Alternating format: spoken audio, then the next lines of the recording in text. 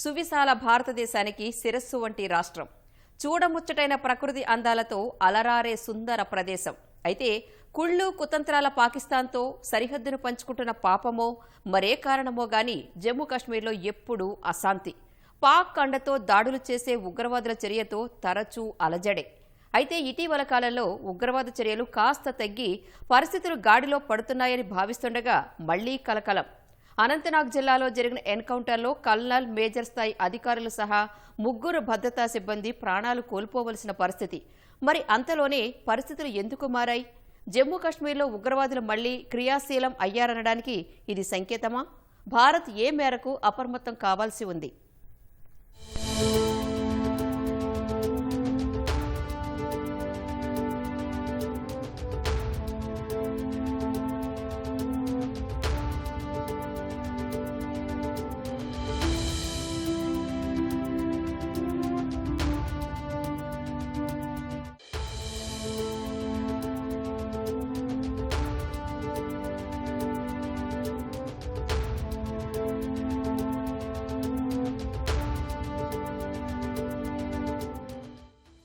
జమ్మూ కశ్మీర్ వార్తల్లో నిలుస్తుంది అంటే అది ఎక్కువగా ఉగ్రవాద కార్యకలాపాలతోనే.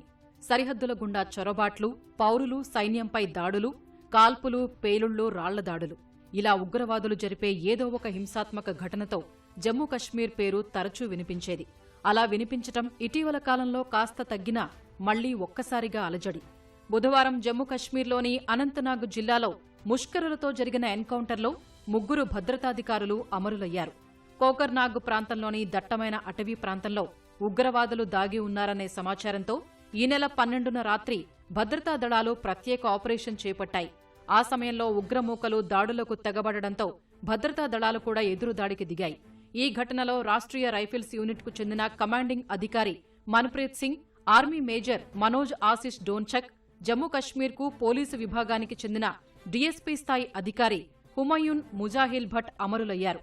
ఉగ్రవాదుల దుశ్చర్యతో 3 అధికారి స్థాయి భద్రతా సిబ్బంది ప్రాణాలు కోల్పోవడంతో ఒక్కసారిగా కలకలం రేగింది.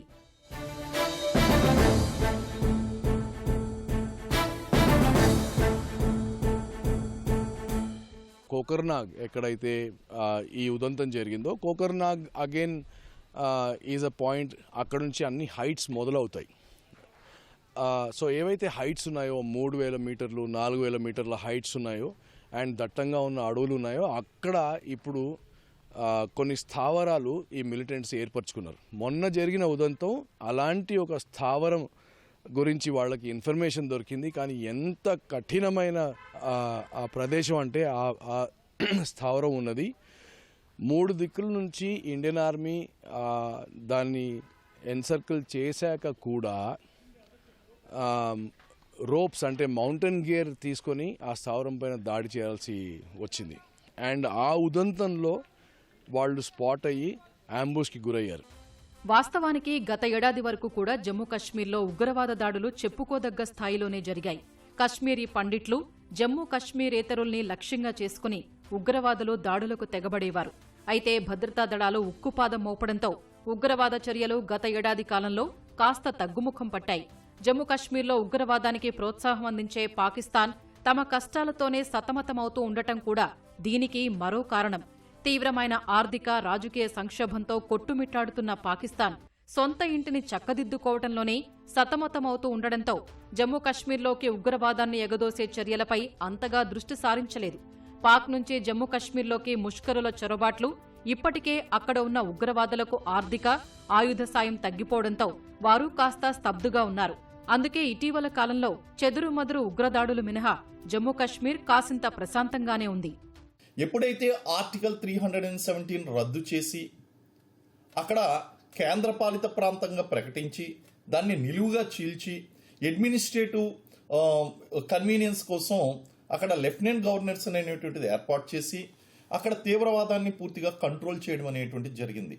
అటువంటి సందర్భంలో ఇప్పుడు జరిగింది అంటే ఇలాంటి సంఘటనలు అనేటువంటివి అక్కడక్కడ చెదురుమదురుగా జరిగేటువంటి అవకాశాలు భవిష్యత్తులో కూడా ఉంటాయి.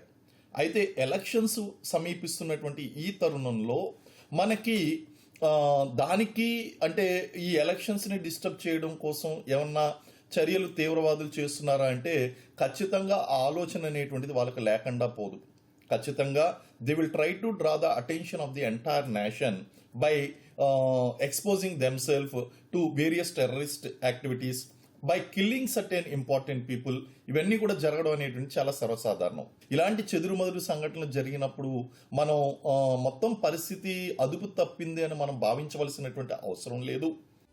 2019లో ఆర్టికల్ 370 రద్దు చేసి జమ్మూ కశ్మీర్ను 2 కేంద్రపాలిత ప్రాంతాలుగా విభజించిన తర్వాత కేంద్ర ప్రభుత్వం అక్కడ అభివృద్ధి కార్యక్రమాలపై దృష్టి సారించింది.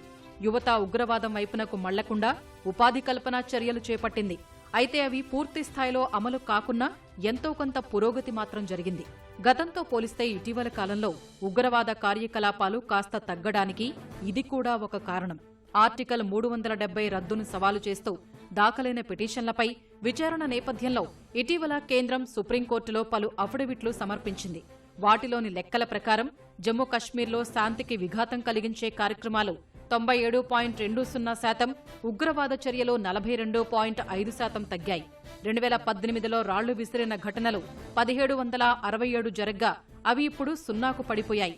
2018లో వేర్పాటువాదులు 52 బంద్లకు పిలుపునిస్తే ఇప్పుడు ఒక్కటీ జరగటం లేదని కేంద్రం తన అఫిడవిట్లలో తెలిపింది.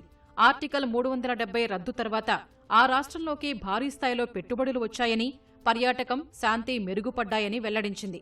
జమ్మూ కశ్మీర్లో పర్యాటక రంగం ద్వారా 1,88,00,000 రూపాయల ఆదాయం వచ్చిందని తెలిపింది. వ్యాలీలో శ్రీనగర్, కుప్వాడా, బారాముల్లా ఆ ఏరియాలో మనము చాలా వరకు ఈ టెర్రరిస్ట్ని వీళ్ళందరినీ న్యూట్రలైజ్ చేయగలిగాము. రెండోది ఏంటి అంటే వ్యాలీలో అద్భుతమైనటువంటి డెవలప్మెంట్ ఇన్ఫ్రాస్ట్రక్చర్ ప్రకారంగా, రోడ్ల ప్రకారంగా కానీ, టన్నెల్స్ కూడా మనం ఆ మధ్య మనము వార్తల్లో చాలా విన్నాము. ఏంటంటే ఇదివరకు జమ్మూ అండ్ కాశ్మీర్కి వెళ్ళడానికి మనకి మెయిన్ ఒకటే టన్నెల్ ఉండేది, బట్ ఇప్పుడు ఒక కొత్త టన్నెల్ మనము స్టార్ట్ చేయటము, ట్రైన్స్ స్టార్ట్ చేసేసాము.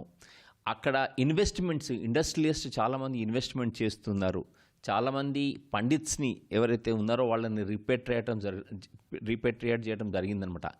దీనివల్ల అక్కడ మనము చాలా డెవలప్మెంట్ యాక్టివిటీస్ తీసుకొచ్చేసి ఆ యూత్ అందరూ కూడా ఇప్పుడు మన భారతదేశంను ఏ ప్రకారంగా అయితే డెవలప్మెంట్ చేస్తుందో దానివల్ల భారతదేశం వైపు ఎక్కువగా మొగ్గుతున్నారు. పాకిస్తాన్ టెర్రరిస్ట్ కార్యకలాపాలకి వాళ్ళు సపోర్ట్ తక్కువ ఇస్తున్నారండి. కేంద్రం సుప్రీంకోర్టుకు సమర్పించిన అఫిడవిట్లోని లెక్కల ప్రకారం 2018తో పోలిస్తే 2022 నాటికి జమ్మూ కశ్మీర్లో భద్రతా సిబ్బంది మరణాల్లో 65.9% తగ్గుదల నమోదైంది. ప్రశాంతతతో నెలకొనడంతో ఈ ఏడాది మే మాసంలో G20 సమావేశాన్ని కూడా నిర్వహించగలిగామని తెలిపింది. ఆందోళనల కారణంగా విద్యాసంస్థలు, దుకాణాలు, పరిశ్రమలు, వ్యాపారాలు మూసివేసే పరిస్థితి లేదని తెలిపింది. ఆర్టికల్ 370 రద్దు తర్వాత గత 4 ఏళ్లలో జమ్మూ కశ్మీర్, లద్దాఖ్ ప్రాంతాల్లో అభివృద్ధి కార్యక్రమాలు ఊపందుకున్నాయని పేర్కొంది. అధికార వ్యవస్థ కులమతాలకు అతీతంగా ప్రతి ఒక్కరిపైనా సానుకూల ప్రభావం చూపించేలా పనిచేస్తోందని తన అఫిడవిట్లలో వివరించింది. తీవ్రవాద దాడులు, మత మార్పిడి, నెట్వర్క్ కార్యకలాపాల వంటివి గత చరిత్రే అని తెలిపింది. జమ్మూ కాశ్మీర్లో యువత ఉగ్రవాదం వైపు మల్లకుండా కేంద్ర ప్రభుత్వం అనేక చర్యలు చేపడుతుంది. ఒక పక్కన ఆర్టికల్ 317 రద్దు చేస్తూ, మరో పక్కన కేవలం ఉపాధి లేనటువంటి యువత ఎవరైతే ఉన్నారో వాళ్ళు గతంలో ఏం చేసేవారంటే ఆర్మీ కాన్వాయ్ మీద రాళ్లు ఇసరడం కోసం లేదా అల్లర్లు సృష్టించడం కోసం రోజుకి 1,000 రూపాయలు, 2,000 రూపాయలకి వాళ్ళు పనిచేస్తూ ఉండేవారు. అంటే బేసికలీ వాళ్ళకి ఎటువంటి ఉపాధులు లేకపోవడం వలన దీన్నే ఉపాధిగా ఎంచుకున్నారు. అయితే కేంద్ర ప్రభుత్వం తీసుకొచ్చినటువంటి అనేక చర్యల వలన ఒక పక్కన మనం కేవలం ఆర్మడ్ ఫోర్సెస్ మాత్రమే కంట్రోల్ చేయడం కాదు, ఈ యువత ఎవరైతే ఉన్నారో యువతనందరినీ కూడా సరైనటువంటి కన్స్ట్రక్టివ్ వేలో, అంటే నిర్మాణాత్మకమైనటువంటి వ్యూహ దశలో వాళ్ళని నడిపించాలి. ఆ విధంగా అనేక ఉపాధి అవకాశాలు కల్పించడం వలన ఉగ్రవాదం అనేటువంటి తగ్గిందని మనం చెప్పొచ్చు. గతంతో పోలిస్తే జమ్మూ కశ్మీర్లో హింసాత్మక ఘటనలు కాస్త తగ్గినా అధికారి స్థాయి 3 భద్రతా సిబ్బంది ప్రాణాలు కోల్పోవటం ఆందోళన కలిగిస్తోంది. మళ్లీ ఉగ్రవాదుల చర్యలు పెరుగుతాయా అనే కలవరం మొదలైంది. అయితే దీనికి కారణాలు లేకపోలేదు. కారణం పాకిస్తాన్ జమ్మూ కశ్మీర్లో ఉగ్రవాదాన్ని ఎగదోసే చర్యలపై మళ్లీ దృష్టి సారించటమే. శీతాకాల ప్రారంభానికి ముందే వీలైనంత మంది ఉగ్రవాదుల్ని జమ్మూ కశ్మీర్లోకి పంపేందుకు వీలుగా నియంత్రణ రేఖ వద్ద పాక్ ఉగ్రవాద లాంచ్ ప్యాడ్లను క్రియాశీలం చేసినట్లు ఇటీవల నిఘా వర్గాలు తెలిపాయి. ఈ లాంచ్ ప్యాడ్లను ఇప్పటి వరకు ఉన్న స్థానం నుంచి మరింత ముందుకు తీసుకువచ్చినట్లు గుర్తించాయి. ఉగ్రవాదులు తమ శిబిరాల నుంచి ఈ లాంచ్ ప్యాడ్లకు వచ్చారని, భారత్లోకి చొరబడేందుకు వీరు ఎదురుచూస్తున్నారని నిఘా వర్గాల సమాచారం. శీతాకాలం ప్రారంభానికి ముందు సెప్టెంబర్, అక్టోబర్ మాసాలను ఉగ్రవాదులు చొరబాట్లకు అనువైన సమయంగా భావిస్తుంటారు. శీతాకాలంలో తొలిసారి మంచు కురిసిన తర్వాత జమ్మూ కశ్మీర్ సరిహద్దుల్లోని పర్వత ప్రాంతాలు అడుగుల లోతు మంచుతో కప్పి ఉంటాయి. ఈ సమయంలో భారత్లోకి చొరబడేందుకు కష్టతరంగా మారుతుంది. అందుకే శీతాకాల ప్రారంభానికి ముందే వీలైనంత మంది ఉగ్రవాదులు చొరబడేలా పాక్ కుట్రలు పన్నుతోందని సమాచారం. పాక్ కుట్రలకు చైనా కూడా సహకారం అందిస్తున్నట్లు తెలిసింది.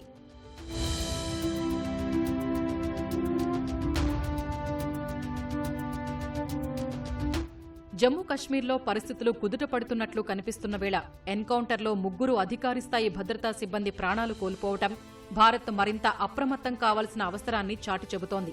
భద్రతా దళాలు ప్రాణాలకు సైతం లెక్క చేయకుండా ఉగ్రవాదులు, వారిని ఎగదోస్తున్న పాకిస్తాన్ కుట్రల్ని ఎప్పటికప్పుడు వమ్ము చేస్తున్నా హింసాత్మక ఘటనలు పునరావృతం కాకుండా ప్రభుత్వ పరంగా మరిన్ని చర్యలు తీసుకోవాలనే వాదన వినిపిస్తోంది. నిఘా, ఆయుధ వ్యవస్థను మరింత పటిష్టం చేయటం, జమ్మూ కశ్మీర్లో అభివృద్ధి కార్యక్రమాల్ని మరింత ముమ్మరం చేయాల్సిన అనివార్యతను ప్రస్తుత పరిస్థితులు సూచిస్తున్నాయి. విస్తృతంగా విద్య, ఉపాధి అవకాశాల కల్పన, ప్రజాస్వామ్య విధానాలతో కశ్మీరీల మనసు గెలుచుకుంటేనే జమ్మూ కశ్మీర్లో పూర్తిస్థాయి ప్రశాంతత నెలకొల్పే దిశగా మరో అడుగు పడటం సాధ్యమవుతుంది.